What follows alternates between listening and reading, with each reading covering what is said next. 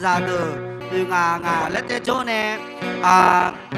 đi ít chỉ mà lúc nhá lo ai còn đi in năng làm gì cái lần ra chờ mà lúc buồn đi nhá lo ra rồi na lu ule cái chiếu nè yo na lu mi ye bố cha nè lo là thằng là na nè ule thiam mà chỗ mi nè mi ye cái lần ra chờ mà thế lo hello nè một nhà loอย่างนี้ตัวin nhung ngà nè na chỗ nó chơi ngà nó là khuấy bè mi ye we ra gu bè thì tam lu sao mà lo hơi cái ye đồ na sao đồ ô là khuấy bè thì tam lu mà lo hơi cái ye đồ còn nhiều phê bè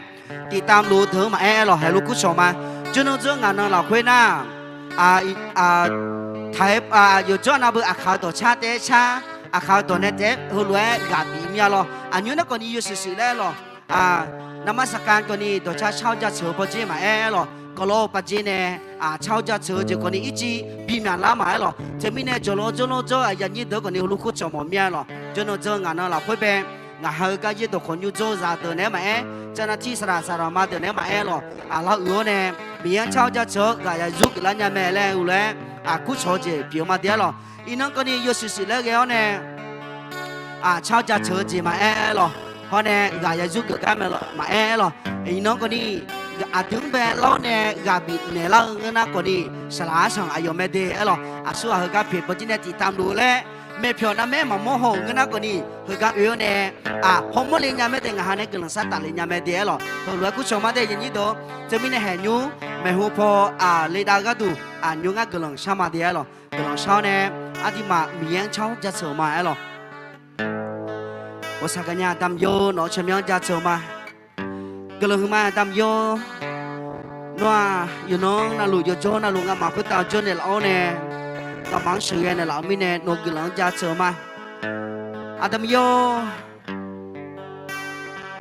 chỉ nương nương bắt tu lẹ còn này Giêsu khai liều là khuyên ngắm mà nó cháu cho chừng nương nương đi tu nương mà sala đó tao lu ngắm mà chỉ là thế mà tam yo nó cháu cho chừng nghe chỉ cho ngắm mà bây giờ Giêsu lẹ đó này là gì lẹ nó thằng sao mà tam yo nó will nó sang nghe chỉ cho mi yo nó sát giá gì mi nè ngắm mà nó khác sao yo chỉ nó lú bè nó bị này nhà mẹ nó nè mặt bị này nhá chỉ mà nhà cho mi nè mi yo ngắm mà nó sao mà thế nó giống như saoตัวช้ายาเสืออันนี้โยมายาชาโชอันนี้ลูกกะโฮอันนี้นาตาลีมาเติมยามืออันนี้โยมามีโยแฮยามือคือคาโยจีนะลูกคุยตาเปพอบุกพอยถือกันเนี่ยมีโยว่าเราคุยอันเนี่ยมาเด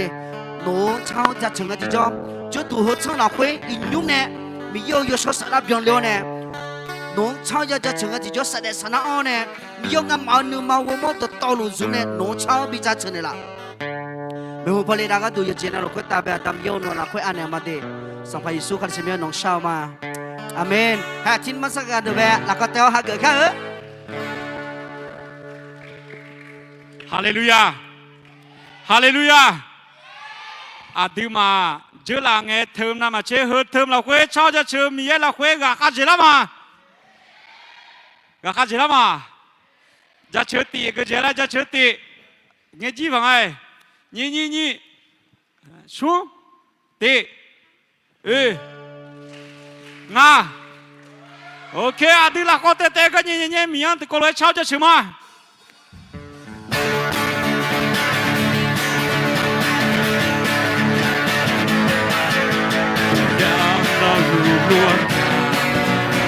เราจะช่วยเหลือกันทุกส่วนปัญหาทางจะเดินกันก้าวไปมันอย่าร้ายยิ่งใหญ่ให้เรารักเราด้วยสุดใจจริงๆทุกกำลังตอนนี้มันอย่าร้ายพระเจ้าให้เรารักเพียงเรารัก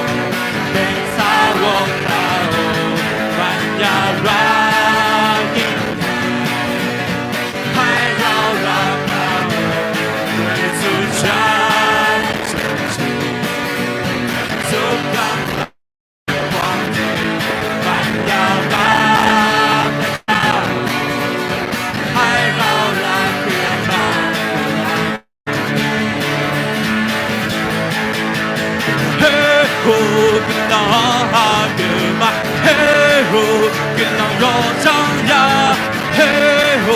感念鸟米人家去，嘿吼，跟到哈格玛，嘿吼，跟到有张呀，嘿吼，感念鸟米人家去，有张呀。可能有张眼泪，可能有张更大的路，可能有张眼泪，可能有张眼泪，可能有张更大的路。嘿吼，跟到阿哥嘛，嘿吼。有张呀，嘿吼，感念鸟鸣鸟家去，嘿吼，跟到哈格玛，嘿吼，跟到有张呀，嘿吼，感念鸟鸣鸟家去，跟到有张呀，明天拉大钱，跟到有张也乱热泪。可能有张有安娜会打不卡路，可能有张呀米内拉哈森，可能有张无言乱热泪，可能有张有安娜会打不卡路。嘿吼，可能哈格玛，嘿吼，可能有张呀。嘿吼，感念鸟鸣羊扎车。嘿吼，跟浪哈格玛。嘿吼，跟浪有张呀。嘿吼，感念鸟鸣羊扎车。安土朝有木耶稣，那嘎鲁梅。安土朝有木耶稣，多代朝梦呀。阿查红啊朝嘛，阿玛红啊卡恩啊，没有风，嘿，那风，朝的边嘛。安土朝有木耶稣，多安嘎鲁梅。安土朝有木耶稣，老该朝嘛呀，阿查婆，阿查婆，阿查婆红啊朝嘛，阿玛婆红啊感恩啊，没有风，那风，阿查婆，阿查婆，阿查婆红啊朝嘛，阿玛婆红啊感恩啊。没有风，嘿，那风，มือชอ的变化，มือชอ的变化，มือชอ的变化，哈利路亚。罗马的马去你的要低了会和罗爱头没？后面呢，还是你都，米也我下高级。Badane nga noma shau ma miye numa chau soje ni ye delu lo ne uji noma modo aneo noma holo mu adi udu thang je pi me adi ha de ko lo gila alo te ni so noma de ma chini de ya te hui mi ne azi ani do miye wo sha ga uji badane那么小嘛，米耶你嘛小，说的你有在路老牛子，喂，那么我都阿牛，那么后来我阿弟我都堂子有没？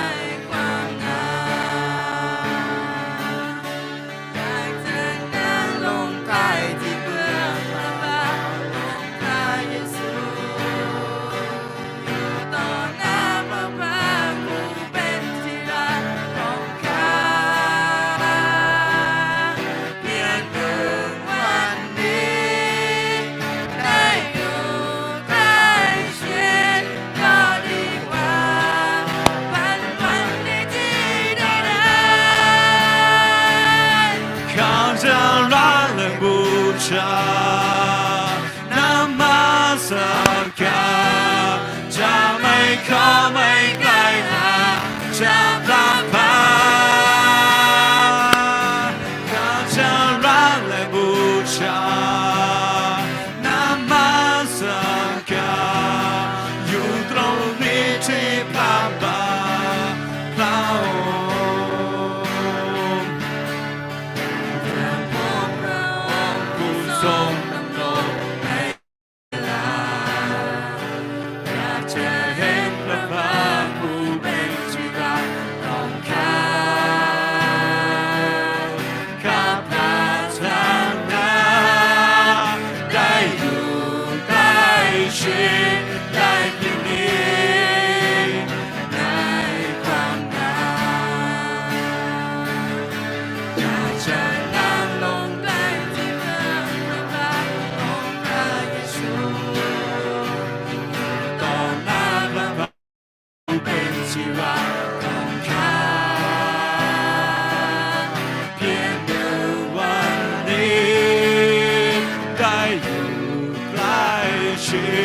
ก็ดีกว่า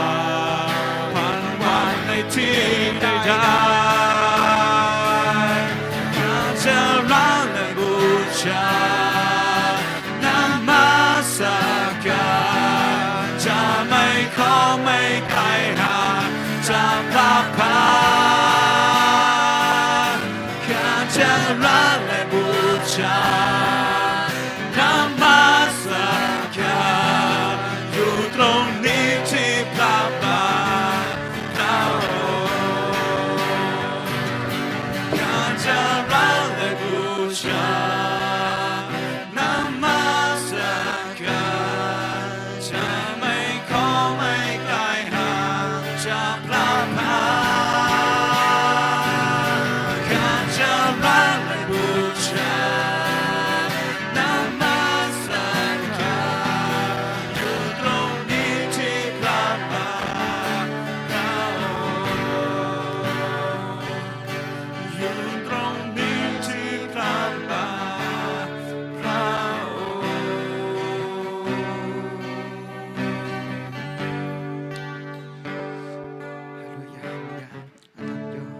ကလူတူဟဲ့နောငါဟိုနိုတီနကဲငါဟောနောဆောင်းနေရှင်လည်းမနေတော့ပြောအတမ်ညောကူတူညာအတမ်ညောဟဲ့အဒစစ်ဆောင်ရဲ့နော်ဟဲ့ငါဟိုယောအော်တိပကိုင်းငယ်ကြကြောနော်အတမ်ညောငါဟိုအကြည့်မောလာ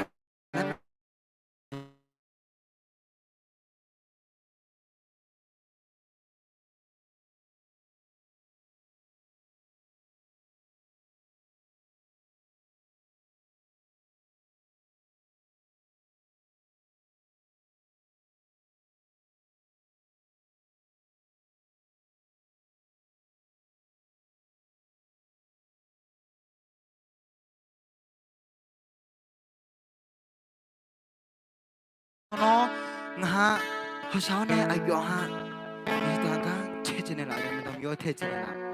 အတမ်ညောငါဟိုနော်ချမျိုးပြမှာနော်ချမျိုးပါနော်အချင်းညာကြည့်မရနဲ့သူမနဲ့တမ်ညောဟိုဒစစ်ဆောင်ငယ်နော်ဟာသူပြင်းကကြည့်ကြောနော်ငါဟောဆောင်းနေလေလာဟိုဟာတလူနော်ကအလာအနေမှာတမ်ညောပြောတော့ရှာမေ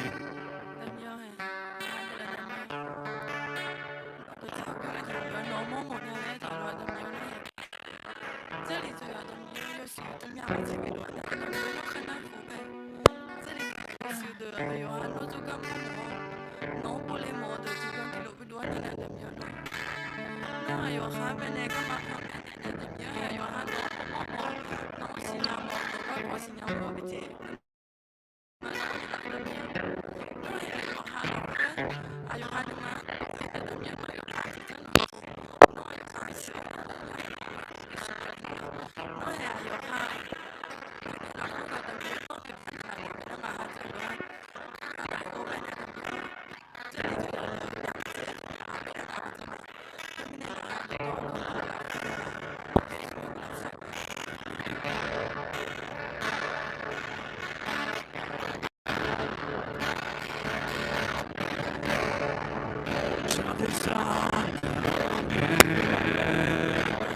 就别要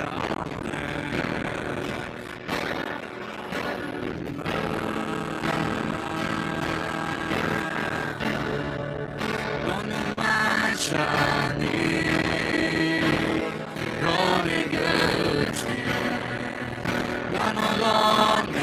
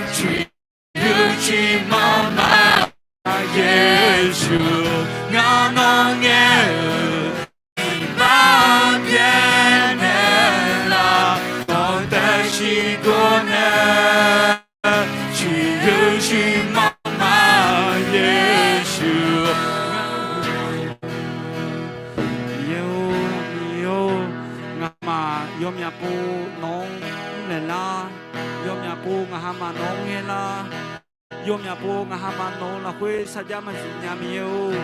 ngahamane aju jane umlen hau jine yo jina lu iba no piene la mio no nge iba me no jo ma bo iba me no bo so lu nge iba me no iba piene la mio ngahamane ma wo sa do tol no adi udu thang je ni piene la lo dao ngahama ji ji lo ni no adi udu thang de ji bi piene la lo dao Bilang cuma nong ahama yomnya pu neko nong ahama mana yo jo na lu yo na lu yo yam na lu jo na lu nong ahama kau ma bieje ne la ngah saja ma zilo ko no saja zio ngahama gana bilang cuma mio bilang cuma mio bilang cuma ngano anti du tanu mane 去不去过呢？去有去妈妈耶稣，我能一把变的啦，能得去过呢？去有去妈妈 ngã non đi u thang nước mà nè chỉ bởi chỉ có nè chỉ yêu chỉ mong mà Giêsu ngã non nghe đi ba phía nè là non ta chỉ có nè chỉ yêu chỉ mong mà Giêsu non ta chỉ có nè chỉ yêu chỉ mong mà Giêsu Glang ma mi yêu glang ma ngã mà chỉ là ni à đâu non té u đi thầm mà ngã mà là quê mi yên nữa mà cho tao ngã mà Mia no tema Yeshua no tema ngahama Mia atau nyuci hega nugulan ja chumang hamane yang ya tundu yo je na lu ya cha men ja che yo je na lu no yo shi han sai bi pi ma dao hone ngahama nyuci hega dang bel gon che a sha yo sha mo ni yo so sa la no yo ga yo ku ta no jo ne shi ne la shi dao no jo ne shi ne la si sa ma Yeshua li chumya we o glan sha ma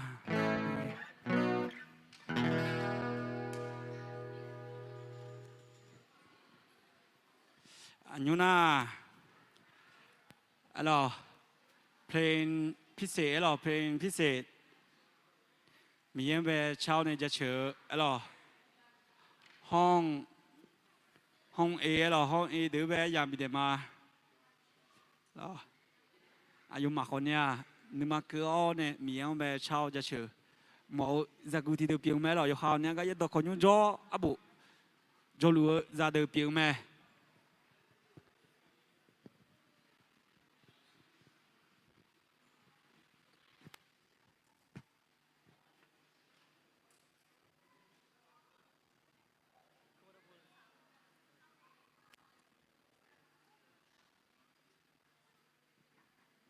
อยู่นั่นเราจะพูดมาร้องกันแบบห้องเอ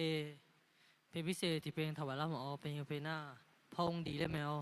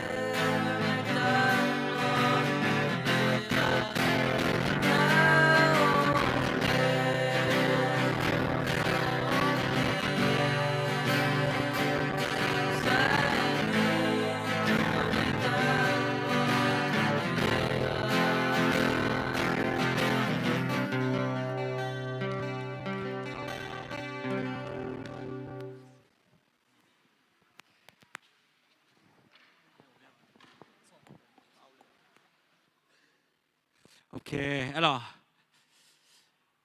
อันยูน่าสักขี้คำนี่ก็จงอะไรอยู่ข้างคนนี้ก็ยังต้องคนยังจ่อในอับุจ่อรู้จะได้เปลี่ยนไหมalors อาดัมเบลกันนะอันนี้น้องพ่อเบลอายังมีเนี่ยมา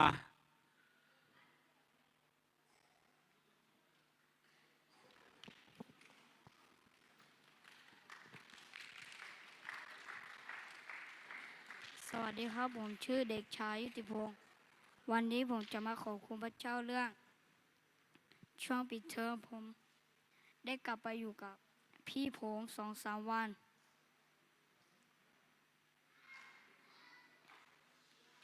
และพอผมไปอยู่กับพี่ผม2-3 วันในหัวผมรู้สึกว่าตอนผมกลับไปบ้าน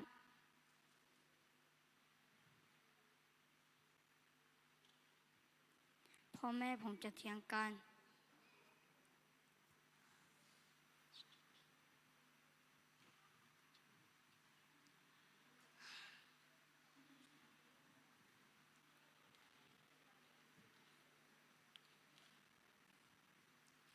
และพอผมกลับไปถึงบ้าน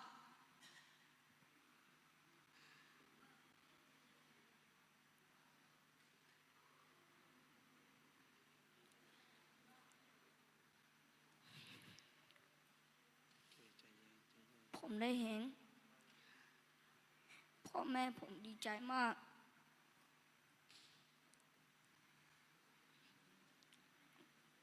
และผมได้เห็นสันติสุขของพระเจ้าบนใบหน้าของพ่อแม่และสิ่งที่ผมได้เห็นก็คือตอนที่ผมกลับไปถึงบ้านผมได้เห็นพ่อและแม่ผมไม่ได้เถียงกันผมก็เลยอยากขอบคุณพระเจ้าครับผมอยากท่องพระคัมภีร์ข้อ1 เปโตรบทที่5ข้อ7จงละความกังวลกระวายของท่านไว้กับพระองค์เพราะว่าพระองค์จะทรงห่วงใยท่านทั้งหลายผมก็เลยอยากหนุนใจทุกคนว่าจงละความกังวลของทุกคนไว้กับพระเจ้าของครับ โอ้ยอดที่มาเมื่อสักขี้ยาหรออีกครั้งโอเลี้ยวอายุอาดามาเพียจาก็มายามมีเนี่ยมีเอกลงไปจะเชื่อมาเจนี่ก็ที่กันนะบูอันนี้น้องพลอยหรอ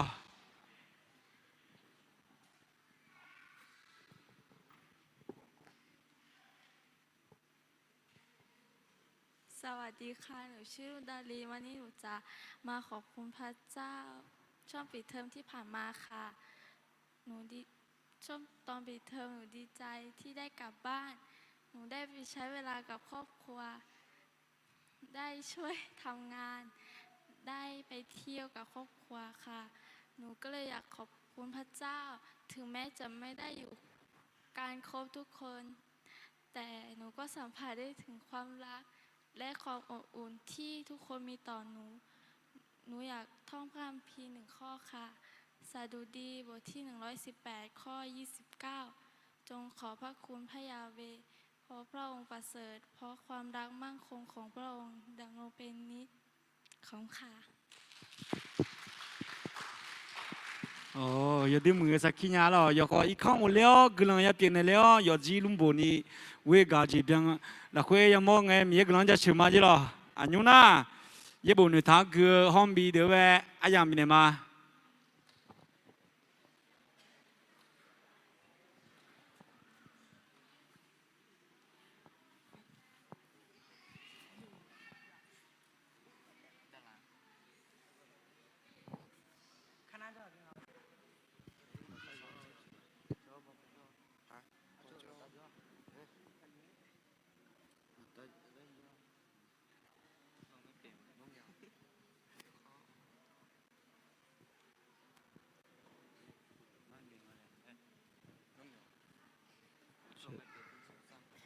有那个就不嘛了，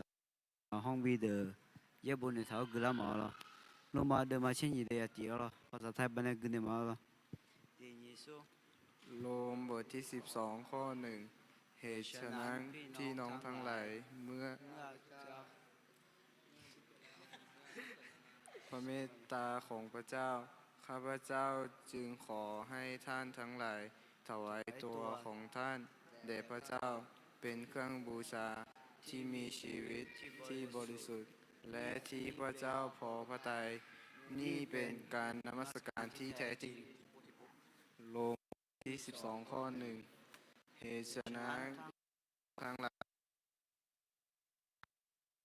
ของพระเจ้าข้าพเจ้าของท่านแด่พระเจ้า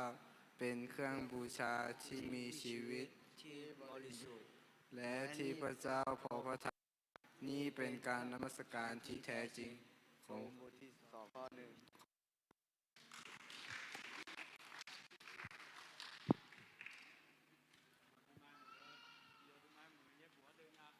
อยู่ที่ไม้มือเย็บบดเดินยาหรออันยัวอันดูมีอันชาวเนี่ยจะเชื่อเจอสักขี้ขามอยากจะเจอเย็บบุกเกออยากจะเจอสอ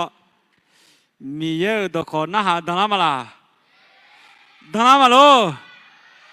ดังละมาละอาสวามีละเลยอาสวามีละเลยยกกะอาสวามีละเลยหลักก็ยกกะเตะกันเลยเนี่ยสลาสังเบหักมาหรอ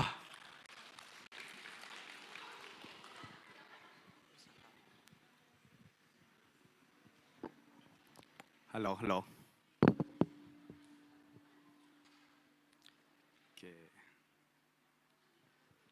สวัสดีครับคิดว่ายังไม่ง่วงเนาะโอเคก็สวัสดีทุกคนนะครับ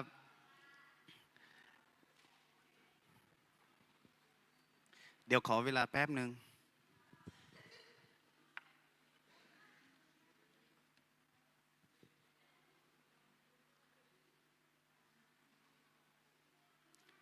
เดี๋ยวขอเวลาแป๊บหนึ่งเนาะขออภัยด้วยเดี๋ยวพี่ขอตั้งค่าแป๊บหนึ่ง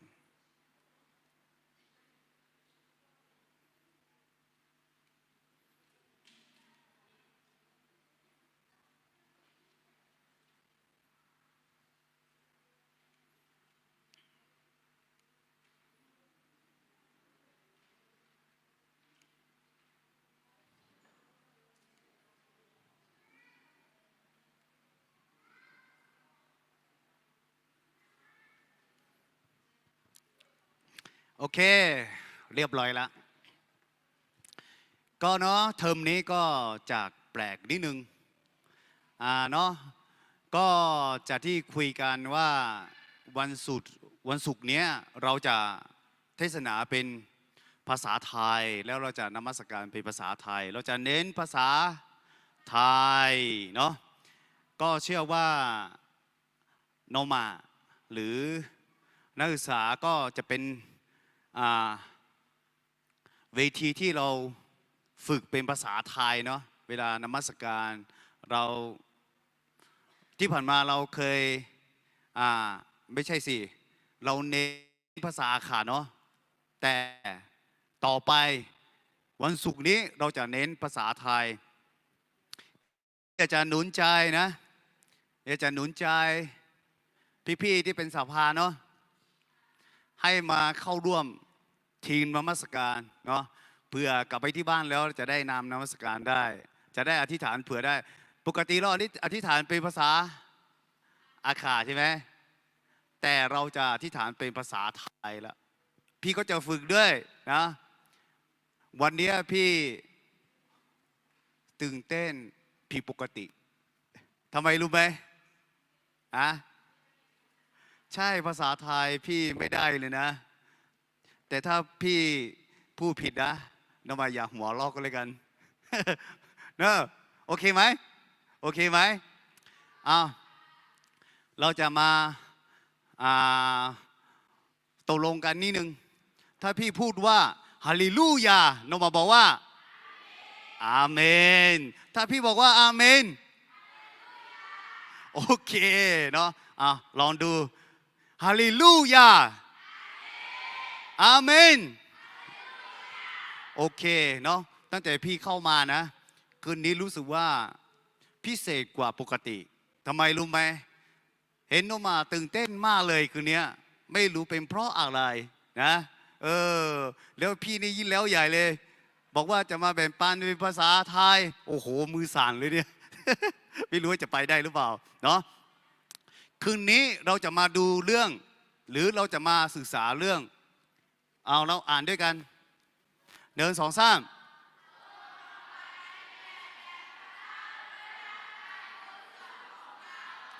โอเคเนาะจงถวายเกียรติแด่พระเจ้าด้วยร่างกายทุกส่วนของเราเนาะบางทีบางคนนะที่ยังไม่รู้ว่าร่างกายทุกส่วนของเราสามารถที่จะถวายเกียรติแด่พระเจ้าได้พี่จะเน้นนะวันนี้จะหัว ใช่จะหลุดเท้าเลยแล้วก็ร่างกายเราด้วยเนาะทรงผมตาหู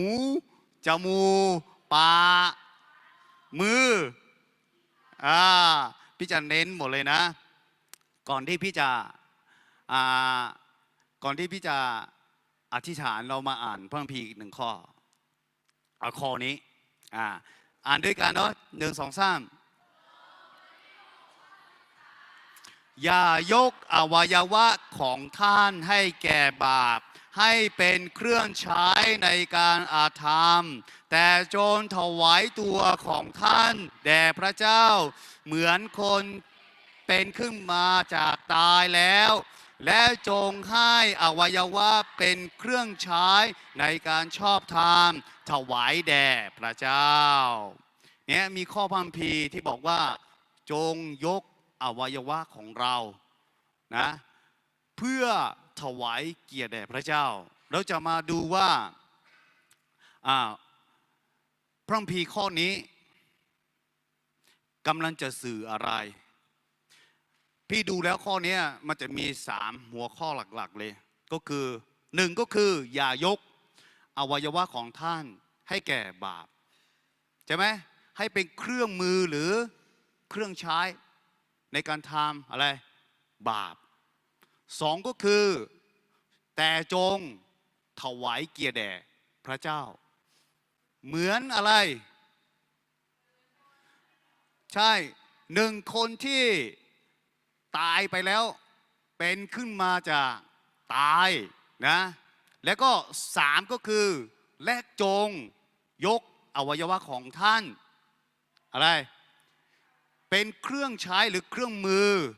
ในการชอบธรรมถวายเกียรติแด่พระเจ้าเราจะมาดู3 ข้อนี้เนาะก่อนที่เราจะไปดูเราจะอธิษฐานด้วยกันก่อนเนาะโอเคข้าแต่พระบิดาพระเจ้าของเราในองค์พระเยซูคริสต์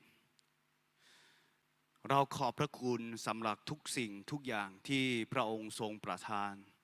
ผ่านทานพระเยซูซึ่งเป็นองค์พระผู้ช่วยให้รอดของเราซึ่งพระองค์ประทานความรอดจากบาปที่เราเคยทำวันนี้พระองค์ทรงสอนว่าจงถวายเกียรติแด่พระเจ้าด้วยอวัยวะทุกส่วนของร่างกายของเราในวันนี้ขอให้พระองค์ทรงสอนข้าพระองค์ทั้งหลายในค่ำคืนนี้ที่อยู่ตรงนี้ว่าอวัยวะทุกส่วนในร่างกายของเรานั้นจะถวายเกียรติแด่พระเจ้าอย่างไรขอให้พระวิญญาณบริสุทธิ์อยู่ท่ามกลางข้าพระองค์ทั้งหลายในค่ำคืนนี้และทรงเป็นผู้นำผู้สอนเราด้วยเถิดกราบทูลในพระนามพระเยซูคริสต์เจ้าเอเมนเนาะเราจะมาดูเนาะเราจะมาดูโอเคพี่จะอ่านอีกรอบเนาะโรมบทที่6 ข้อ 13ได้กล่าวไว้ว่าอย่ายกอวัยวะของท่านให้แก่บาปให้เป็นเครื่องใช้ในการอาธรรมแต่จงถวายตัวของท่านแด่พระเจ้าเหมือนคนที่เป็นขึ้นมาจากตายแล้วและจงยกอวัยวะเป็นเครื่องใช้ในการชอบธรรมถวายแด่พระเจ้า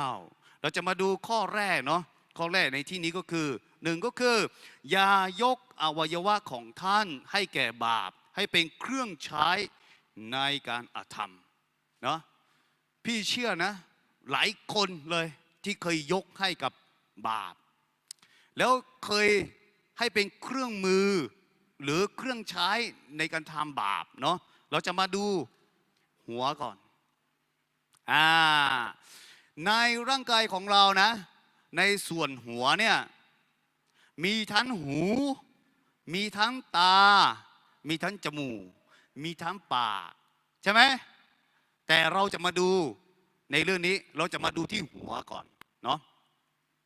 เราจะมาดูที่หัวก่อนทำไมเราถึงมาดูที่หัว การที่เราใช้หัวของเราเนี่ยนะถวายเกียรติแด่พระเจ้าเนี่ยต้องทำแบบที่คนอื่นเขาดูแล้วดีคนอื่นเขาดูแล้วเขาสามารถที่จะนำไปปฏิบัติเป็นแบบอย่างได้เนี่ยถ้าทรงผมเนี่ยถ้าตัดอย่างนี้เนี่ยโอ้โหสุดยอดเลยหล่อมากเลยใช่ไหมหล่อมากเลยเนี่ยที่จริงพี่คิดว่าจะไม่เอาขึ้นมาแล้วเพราะหล่อกว่าพี่ แต่ก็ไม่เป็นไรเนาะโอเคเนาะเนี่ยถ้าแบบเนี้ยคิดว่าถวายเกียรติแด่พระเจ้าไหมลองคิดดูผมจะเอาแบบเนี้ยผมจะไม่สนใจใครอย่างนี้ได้ไหมโอ้โหไม่ถวายเกียรติแด่พระเจ้ายังไม่พอพ่อแม่ยังอายเลยแล้วคนหนึ่งเขาก็จะบอกว่านี่หรือคริสเตียนนี่หรือลูกของพระเจ้าโอ้เนาะแบบเนี้ยคิดว่าถวายเกียรติแด่พระเจ้าไหมเนี่ยข้อพระคัมภีร์ตอนเนี้ยกำลังจะบอกว่าอย่ายกอวัยวะของท่านนะให้เป็นเครื่องมือหรือเครื่องใช้ในการทำที่ให้พระเจ้าเสื่อมเสียเกียรติเนาะเรามาดูอีกถ้าอย่างเงี้ยโอ้โหถ้าพี่เอาทรงเดี๋ยวถ้าพี่เอาทรงเนี้ยคิดว่าได้ไหมวันนี้พี่จะมาแบ่งปันเนาะถ้าเอาพี่เอาทรงนี้มานี่โอ้โหสุดยอดเลยขอถามหน่อยพี่ขอถามหน่อยพี่บอกว่าพี่ชอบทรงเนี้ยใครจะว่าอะไรก็ตามพี่จะเอาทรงเนี้ยแล้วมาคิดว่าพี่จะอยู่ตรงนี้ได้ไหมเนาะ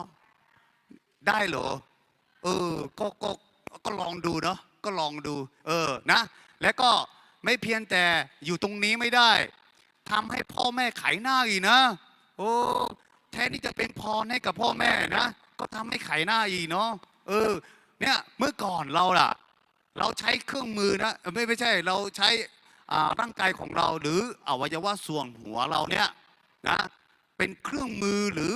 ทำให้คนอื่นเขาเนี่ยเสียหายเนี่ยอันดับแรกเลยพ่อแม่เสียหายแน่นอนเดี๋ยวเขาจะบอกว่าโอ้โหพ่อแม่ไม่สั่นไม่สองเหรอเนี่ยเนาะโอเคถ้าโอ้โหไปเลยเหรอโอ้คิดว่ายังไม่จบโอเคส่งหัวไปแล้วเนาะส่วนหัวไปแล้วเราก็จะมาดูเดี๋ยวก่อนเดี๋ยวอ่านพระคัมภีร์ก่อนอ่านพระคัมภีร์ยากอบบทที่4ข้อ17บอกว่าเพราะฉะนั้นคนที่รู้ว่าอะไรเป็นความดีที่ต้องทำแต่ไม่ได้ทำคนนั้นจึงมีบาปทำไมรู้ไหมทำไมถึงมีบาปรู้ไหมพี่จะบอกให้นะเวลาเราไว้ทรงผมแบบเนี้ยถ้าเรากลับไปที่บ้านนะคนเขาจะถามว่าอันนี้ลูกใครเหรอนี่มันทำให้พ่อแม่ขายหน้าใช่ไหมถ้าไปอย่างเงี้ยโอ้อันนี้ลูกใครเหรอหล่อมากเลยพ่อแม่ได้เกียรติใช่ไหม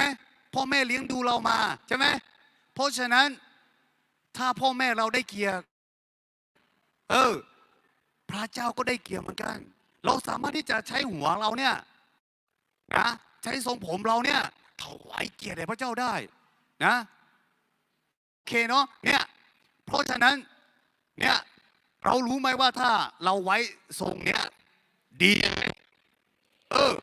ดีแล้วถ้าเราไม่ทำเนี่ยคืออะไรนะบาปนี่พระเจ้าบอกนะพี่ไม่ได้บอกนี่พี่ไม่ได้เป็นคนเขียนขึ้นมานะอย่าหาว่าพี่เขียนขึ้นมา น้องมาจะไปอ่านเวอร์ชั่นอะไรก็ตามนะน้องมาจะเจอข้อความแบบนี้แหละอันนี้คือพระคำของพระเจ้าเนาะโอเคเนาะเอาล่ะทีเนี้ยเราเอาสมองดีกว่าทีเนี้ยโอ้โหนะพระเจ้าบอกว่าอย่ายกอวัยวะของท่านให้แก่บาปให้เป็นเครื่องใช้ในการอาธรรมคิดว่าความรักเนี่ยบาปไหมไม่เลยแต่ถ้าถึงเวลาและก็ถ้าเราไม่ทำผิดไม่บาปเลยแต่ในขณะที่เราเด็กเรายังไม่ถึงเวลาเรามัวแต่คิดสิ่งเหล่านี้ผิดไหมผิดไม่ผิดได้ยังไงล่ะเรายังเป็นนักเรียนอยู่แล้วไปคิดเรื่องแบบเนี้ยในเวลาที่เราเป็นนักเรียนอยู่เราต้องคิดอะไรรู้ไหมใช่รุจิรานี่ได้มากเลยนะเนี่ยถูกใจพี่มากเลยเนาะในเวลาที่เราเป็นนักเรียนอยู่เราต้องคิดเรื่องเรียนใช่ไหมแต่เราเอาเวลาเนี้ยเราไปคิดอะไรไปคิดเรื่องความรักโอ้โหเรื่องเรียนไม่ไปแล้วเนี่ยนะเราอยากจะไปใช้สมองแบบนี้เลยแต่ถ้าถึงวัยที่เรา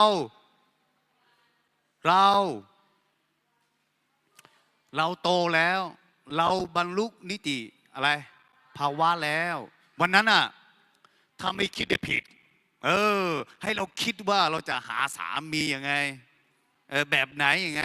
แล้วก็ทีเนี้ยเราก็ต้องคิดว่าเราจะหาภรรยาแบบไหนแต่ขอให้เลือกคนที่รู้จักพระเจ้าเนอะโอเคเนี่ยบางคนเนี่ยคิดแต่ว่าจะไปอะไรสูบบุหรี่คิดเหลือเกินทำยังไงถึงจะเอากลับมาที่หอแล้วไปซุกซ่อนไว้ที่ไหนดีใช่ไหมโอ้โหสมองนี่ทำงานเก่งมากเลยนะอย่างเงี้ยเพราะฉะนั้นเนี่ยบอกว่าข้อที่1บอกว่าอย่ายกอวัยวะของท่านให้แก่บาปให้เป็นเครื่องมือหรือเครื่องใช้ในการอาธรรมเพราะฉะนั้นเราจะไม่คิดสิ่งเหล่านี้เนาะเดี๋ยวพี่จะเน้นเข้าไปเอาตาเร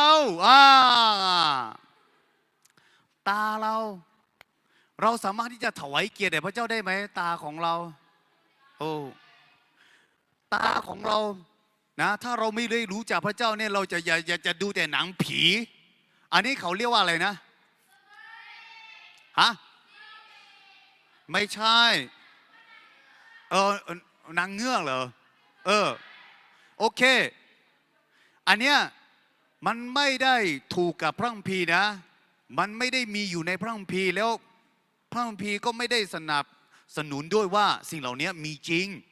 นะแล้วก็หนังผีด้วยเราอย่าไปดูเลยหนังผีเนาะอย่าไปดูเลยมันทำให้เรากลัวแล้วมันทำให้เราเนี่ยไม่มีความเชื่อในพระเจ้า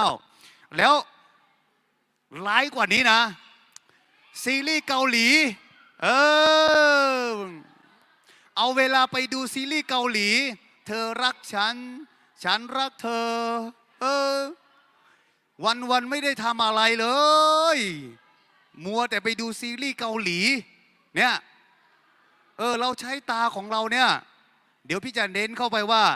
เราจะใช้ในจะใช้ตาของเราถวายเกียรติแด่พระเจ้าอย่างไรเนาะมาอีกแล้วตาก็ไปแล้วปากเราถวายเกียรติแด่พระเจ้าได้ไหมได้เนาะแต่ทุกวันนี้ด่าคนเนาะทุกวันนี้มัวแต่ด่าคนอื่นแล้วก็นินทาคนอื่นแล้วก็ในป่าเนี่ยเลี้ยงสัตว์ไว้เยอะเนาะเนาะใช่ไหมเนาะเพราะฉะนั้นในพระคัมภีร์บอกไว้ว่าเอเฟซัสบทที่5ข้อ3ถึงข้อ4บอกไว้ว่าแต่การร่วมประเวณีการโสโครกและก็ทุกอย่างและการละโมบนั้นแม้แต่จะเอ่ยถึง ในท่ามกลางพวกท่านก็อย่าเลย จะได้สมกับที่เป็นพวกธรรมิกชนนะเดี๋ยวก่อนสิจิลี่พี่ยังไม่ไปเลยเนาะเนี่ยถ้าเราเป็นคริสเตียนแล้วนะ แม้แต่ถึงก็ยังไม่ได้เลย ถ้าเราแล้วเนี่ยเราไม่ได้สมกับเป็นคริสเตียนแล้ว ข้อนี้บอกว่าอย่าเลยเพื่ออะไรจะได้สมกับที่เป็นพวกธรรมิกชนธรรมิกชนนี่คือคริสเตียนนะเอาข้อ4 1 2 3และการพูดลามกการพูดเล่งอะไรไม่เป็นเรื่องหรือก็เป็นสิ่งที่ไม่เหมาะสมแต่จงขอบดีกว่าโอเคไหมโอเคไหมโอเคแล้วเอาปากของเราเนี่ยถวายเกียรติแด่พระเจ้าดีกว่าเนาะร้องเพลงไม่ใช่เอาเพลงอะไรนะชาวโลกกำยาเนเบอร์ล้วนนาลาญาอันนี้ไม่เอาเราเอาเพลงที่ถวายเกียรติแด่พระเจ้าเราจะร้องเพลงที่เสริมสร้างความเชื่อเราดีกว่าเนาะโอเคเนาะเอามือก็จะไปก็จะจบแล้วมือของเราน้องมาลองคิดดูซิว่าส่วนมากแล้วเราจะไปเราใช้ทำอะไรด่าคนเขาจะไม่ชี้เก่งมากเลยคนนี้ไม่ทำคนนี้นิสัยแย่มากเลยอันเนี้ยถ้าเราชี้เขาเนี่ยถวายเกียรติแด่พระเจ้าไหมถามหน่อยถวายเกียรติแด่พระเจ้าไหมเนาะแต่บางคนนะไปต่อยเขาก็มีใช้มือไปต่อยเขาถวายเกียรติแด่พระเจ้าไหมไม่เลยสุดท้ายละสุดท้ายของข้อนี้นะถ้าแต่งตัวอย่างนี้เนี่ยโอ้โหสวยหล่อมากเลยใช่ไหมขอถามหน่อยขอให้ตอบเนอะเรารักพระเจ้าไหมแล้วก็พระเจ้าเนี่ยเป็นที่หนึ่งไหมและพี่จะถามนะเวลานะระหว่างไปเจอแฟนกับมาอธิษฐานที่โบสถ์2 วันเนี้ยแต่งตัวสวยนะวันไหนเนี่ยเท่าที่พี่เห็นนี่นะไปหาแฟนเนี่ยโอ้โหสุดยอดเลยแต่มาหาพระเจ้าเนี่ยโอ้โหอะไรก็ไม่รู้เนี่ยเมื่อกี้น้องมาบอกว่าพระเจ้าเป็นที่1ใช่ไหมที่2แล้วที่เมื่อกี้บอกว่ารักพระเจ้าใช่ไหมโอ้โหไม่รู้ไปอยู่ไหนพี่เคยทำนะแต่เดี๋ยวนี้พี่กลับใจแล้วโอเคไหมต่อไปเราจะให้พระเจ้าเป็นที่1เนาะโอเคไหมทำไมพี่ถึงเน้นขนาดนี้เนาะในพระคัมภีร์บอกว่าอย่างนี้นะขอยกตัวอย่างรุจิราเนาะได้ไหมวันที่รุจิราไปยืนอยู่ต่อหน้าพระเจ้าก็จะถามรุจิราว่ารุจิราเอ๋ยเจ้าเอาใบหน้าของเจ้าไปทำอะไรโอ้โหแต่งหน้าโชว์ครับพระเจ้า แล้วพระเจ้าจะถามว่าเราให้เจ้ามีมือเจ้าเอามือของเจ้าไปทำอะไรเราให้ปากเจ้ามาเจ้าไปทำอะไรมาเพราะฉะนั้นนะถ้าใครอยากจะตอบพระเจ้าว่านะไปทำดีมาก็จงทำดีเพราะว่าในพระคัมภีร์ได้กล่าวไว้ว่าโรมบทที่14ข้อ11ถึงข้อ12บอกว่าองค์พระผู้เป็นเจ้าตรัสว่าเรามีชีวิตอยู่ตราบใดทุกคนจะคุกเข่ากราบเราและทุกลิ้นจะสรรเสริญพระเจ้าฉะนั้น เราทุกคนจะต้องทูลทุกเรื่องของตัวเองต่อพระเจ้า เดี๋ยวพระเจ้าจะถามทุกคนเลยแหละเนาะแล้วในข้อพระคัมภีร์ข้อนี้บอกว่าโรมบทที่13ข้อ4บอกว่าแต่ท่านทั้งหลายจงประดับกายด้วยพระเยซูคริสต์องค์พระผู้เป็นเจ้าและอย่าจัดเตรียมอะไรไว้เพื่อสนองตัณหาของเนื้อหนังอันนี้คือข้อแรกเนาะข้อที่สองบอกว่าอะไรนะแต่จงโอเคถวายตัวของท่านแด่พระเจ้าเหมือนอะไรเหมือนหนึ่งคนที่เป็นขึ้นมาจากตายเนาะข้อพระคัมภีร์นี้หมายความว่าในขณะที่เราเอาอวัยวะของเราหรือร่างกายของเราไปทำบาปแล้วทีเนี้ยพระเยซูได้มาถ่ายเราด้วยชีวิตของพระเยซูที่ไม้กางเขนแล้วทีเนี้ยเราเป็นคนใหม่แล้วทีเนี้ยเราได้ตายไปแล้วเราได้ฟื้นขึ้นมาแล้วเพราะฉะนั้นเหมือนหนึ่งคนที่เป็นขึ้นมาจากความตายจนถวายเกียรติแด่พระเจ้าเนาะในโรมบทที่12ข้อ1กล่าวไว้ว่าดังนั้นพี่น้องทั้งหลายด้วยเห็นแก่ความเมตตากรุณาของพระเจ้าข้าพเจ้าจึงวิงวอนท่านทั้งหลายให้ถวายตัวของท่านแด่พระองค์เพื่อเป็นเครื่องบูชาอันบริสุทธิ์ที่มีชีวิตและเป็นที่พอพระทัยพระเจ้าซึ่งเป็นการนมัสการด้วยวิญญาณจิตของท่านเนาะพระคัมภีร์ได้บอกอย่างนี้เนาะแล้วก็ข้อ2บอกว่าโรมบทที่12ข้อ2บอกว่าอย่าลอกเลียนแบบอย่างคนในยุคนี้แต่จงรับการเปลี่ยนแปลงจิตใจแล้วอุปาณิสัยของท่านจะเปลี่ยนใหม่เพื่อท่านจะได้ทราบพระประสงค์ของพระเจ้าจะได้รู้ว่าอะไรดีอะไรเป็นที่ชอบพระทัยและอะไรดียอดเยี่ยมโอเคเนาะคนที่ติดมือถือนะติด TikTok ใช่ไหมระวังไว้ดีถ้าเราใช้ในทางที่ดีมันก็จะดีแต่ถ้าเราใช้ในทางที่ไม่ถูกมันก็จะไม่ถูกเนาะโอเคข้อพระคัมภีร์อีกข้อหนึ่งเนาะฉะนั้นถ้าเราอยู่ใน2โครินธ์บทที่5ข้อ17ได้กล่าวว่าฉะนั้นถ้าเราอยู่ในพระคริสต์เขาก็เป็นคนที่ถูกสร้างใหม่แล้วสิ่งสารพัดเก่าๆก็ล่วงไปนี่แน่กลายเป็นสิ่งใหม่ทั้งนั้นนะในข้อพระคัมภีร์บอกว่าถ้าเรามาอยู่ในพระคริสต์แล้วเราก็เป็นคนที่ถูกสร้างใหม่สิ่งสารพัดเก่าๆก็จะล่วงไปแล้วจะกลายเป็นสิ่งใหม่ทั้งนั้นเนาะมาข้อ3แล้วพี่จะเน้นข้อนี้เนาะเราจะอ่านด้วยกัน1 2 3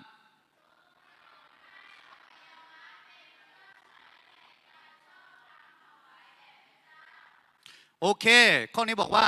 จงให้อวัยวะเป็นเครื่องใช้ในการชอบธรรมถวายแด่พระเจ้าเมื่อกี้เราใช้สมองเราคิดแต่สิ่งที่ไม่ดีเนาะแต่ทีเนี้ยเราจะมาคิดสิ่งดีๆแล้วนะถวายเกียรติแด่พระเจ้าการที่ถวายเกียรติแด่พระเจ้าก็คือการที่เราทำดีต่อคนที่อยู่รอบข้างเราเนาะโอ้ในนี้มีใครบ้างเนี่ยมีชาลิตามายุรีมีซาสุรชัยจีลี่นาราพรนะแต่คนอื่นเขาก็มีแหละแต่พี่ไม่ได้เอามาเนาะคือเมื่อก่อนเราคิดอะไรคิดแต่เรื่องรักเรื่องไปสูบบุหรี่ไปกินเหล้าเนาะแต่ทีเนี้ยเราเปลี่ยนแล้วเราจะคิดว่าเราจะทำยังไงถึงจะเป็นพรให้กับคนเขาได้เราคิดแล้วถ้าเรากลับไปที่บ้านเราจะไปช่วยพ่อแม่อะไรได้บ้างเป็นคนดีของพ่อแม่แล้วอยู่ในกฎระเบียบของหอเราจะช่วยหอโอเคเนาะ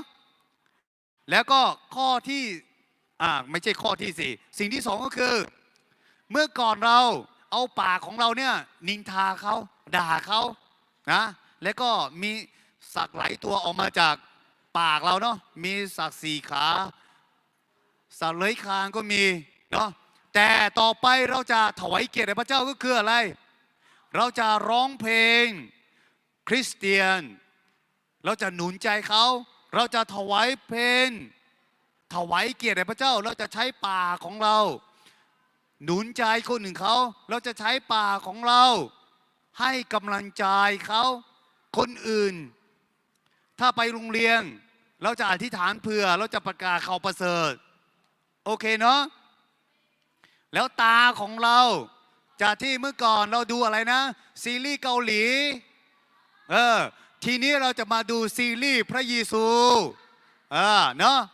จากที่เราเคยดูแต่อะไรที่ไร้สาระเราก็จะถวายเกียรติแด่พระเจ้าเราจะอ่านพระคัมภีร์เราจะดูประวัติของพระเยซูเราจะดูว่าพระเจ้ามีพระประสงค์ในชีวิตของเราอะไรบ้างเนาะเราเรียน ABX 5ต่อไปก็ได้เรียนอยู่นะยังเหลืออยู่2 ครั้งเนาะนี่คือสิ่งที่ดีมากเลยเราเอาตาเราเนี่ยดูที่พระคัมภีร์เราอ่านพระคัมภีร์เนาะต่อไปจากที่เมื่อก่อนนะเอามือของเราเนี่ยสูบบุหรี่ดื่มเหล้านะทำสิ่งที่ไม่ดีไปต่อยเขาไปตบเขาเนาะต่อไปเราก็จะไม่ทำแล้วเราจะถวายเกียรติแด่พระเจ้าเราจะใช้มือของเราเนี่ยเป็นพรให้กับคนเขาเนาะเราจะกลับบ้านเราจะไปช่วยพ่อแม่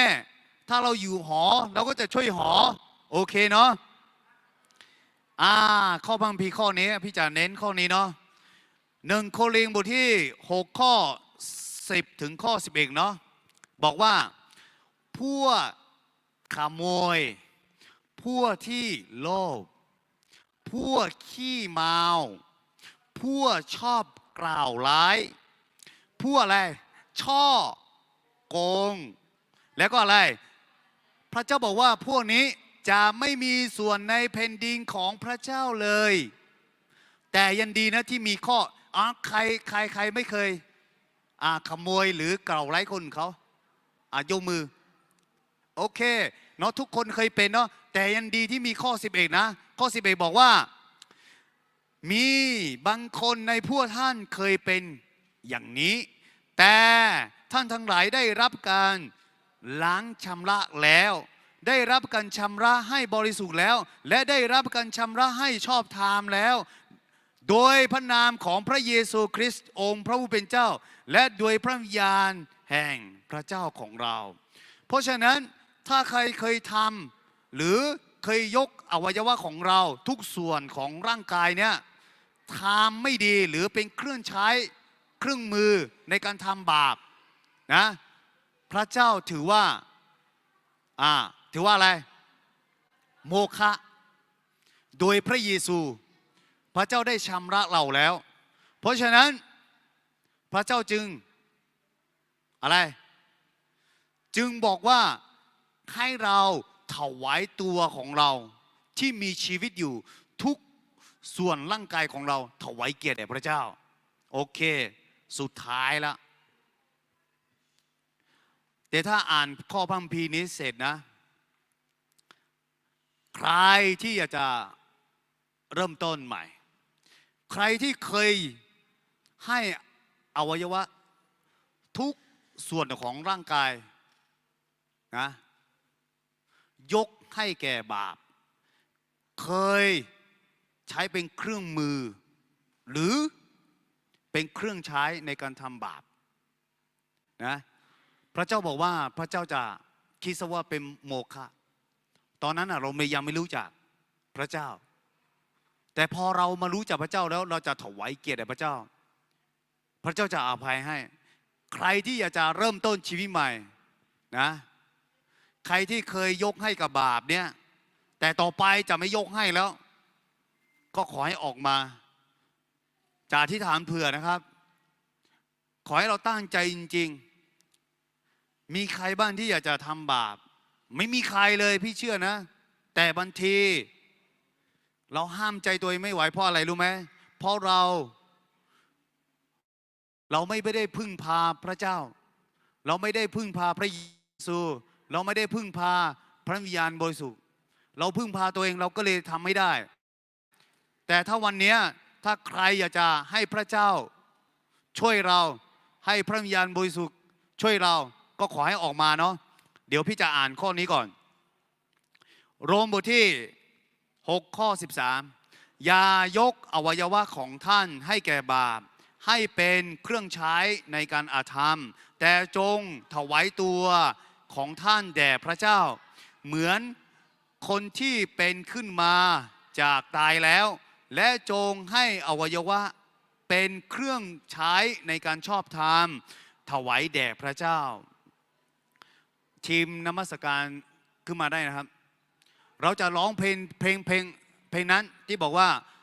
ข้าจะรักและบูชาข้าจะรักและบูชาวันนี้สิ่งที่พี่ได้หนุนใจไปมีอยู่3ข้อนะขอให้ทุกคนดูทางนี้หน่อยฮัลโหลฮาเลลูยาอาเมนฮาเลลูยาอาเมนเนาะข้อแรกก็คืออย่ายกอวัยวะของท่านให้แก่บาปให้เป็นเครื่องใช้ในการอาธรรมข้อ2ก็คือจงถวายตัวของท่านแด่พระเจ้าเหมือน1คนที่เป็นขึ้นมาจากความตาย3ก็คือจงให้อวัยวะเป็นเครื่องใช้ในการชอบธรรมถวายแด่พระเจ้าข้อนี้แหละข้อที่3เนี่ยใครที่อยากจะถวายแด่พระเจ้าก็ระหว่างที่ร้องเพลงนี้อยู่ก็เดินออกมาได้เดี๋ยวจะอธิษฐานเผื่อแค่เดินออกมาแล้วอธิษฐานด้วยตัวเองก็ได้นะโอเคขอให้สงบใจเนาะหลับตาลงเราจะไม่เล่นแล้วหลับตาลงเราจะอธิษฐานเผื่อคนที่เอาทีวีไปเก็บให้หน่อยโอเคเนาะเอาเพลงข้าจะรักและบูชาในเพลงนี้บอกว่าถ้าได้อยู่กับพระเจ้าแค่วันเดียวเนี่ยก็ดีกว่าเลยนะ1,000 วันในที่ใดๆถ้าใครอยากจะมีความรู้สึกหรืออยากจะเข้าใจถ้อยคำนี้นะคำนี้นะได้อยู่กับพระเจ้าแค่วันเดียวเนี่ยเท่ากับ1,000 วันในที่ใดๆเนี่ยก็ขอให้ออกมาถ้าใครอยากจะยกอวัยวะของท่านถวายเกียรติแด่พระเจ้าก็ขอให้ออกมาเราจะร้องเพลงนี้ก่อนแล้วก็ระหว่างที่ร้องอยู่ก็ออกมาได้นะครับ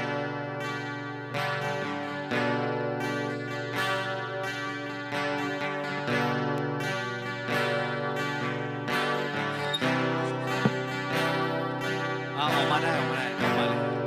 เดี๋ยวพี่จ๋าจะออกมาเลยจงพบพระองค์ผู้ทรงดำรง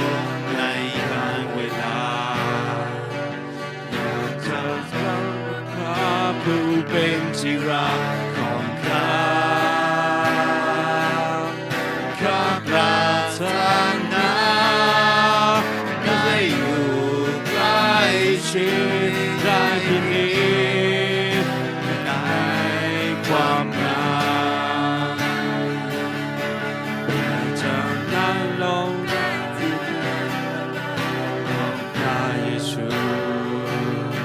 อยู่ต่อหน้าพระพักตร์ผู้เป็นที่รักของเขาวันนี้ได้อยู่ใกล้ชิดก็ดีกว่า1,000 วันในที่ใด